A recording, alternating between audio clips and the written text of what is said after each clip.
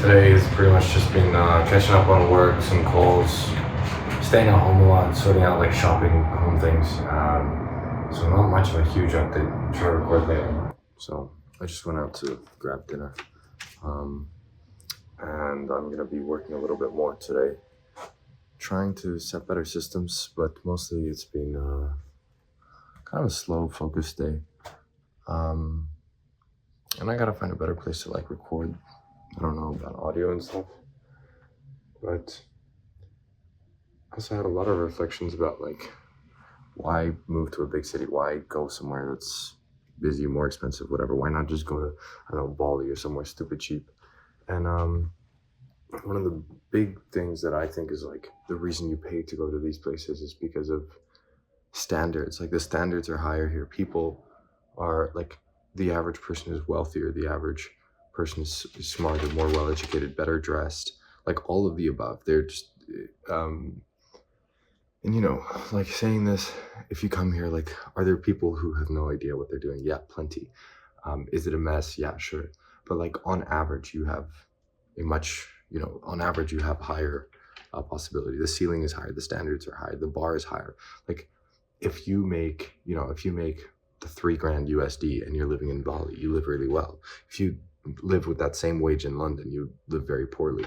The bar is higher. That pushes you to go, further to new heights. And that for me is something that I value a lot here. Like in many ways, in Portugal, my standards are like where I'm at is probably considered very high. But if I come here, relative to everyone else around me, I'm lower. And so there's further decline. Yeah, and I think that's a very big reason to try and like be in a bigger city, even if it's more expensive, whatever. And also you just like, even the little things, like I was ordering things on Amazon. Everything takes like 2 to 3 days max without Prime. Bear in mind, I used to live in Malaysia, and in Malaysia, things take like weeks, or at least when I was living there. And I hated ordering stuff online because it took ages to come. And in Singapore, things take, maybe like 10 to 20 business days, maybe sometimes less, 5 to 10, but business days, right? So that's still like 2 weeks. And here, things are in the same week. They deliver on whatever, like, that, I think, is an example. That is a privilege of huge, rich cities. That is not something that is normal across the world. And it is these little things where, like, people expect it faster, now, smarter, better, bigger, whatever. And yeah, it's absolutely more expensive. But that also is, like, that's part of the challenge, right? And I think for me, that's something that's really interesting. Anyway, those are some reflections on moving to big cities. Also, I think it just increases your serendipity so much more because you don't know who you'll bump into, who you'll meet, who's going to be around. Like everyone, London is like a capital of the world, right?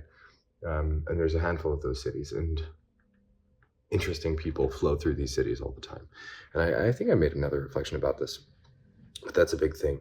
And that's part of the work I'm doing actually, is like trying to figure out how am I going to make the most of actually being here, not just stay in my apartment the whole time. But I do like it, so that's not a problem as well.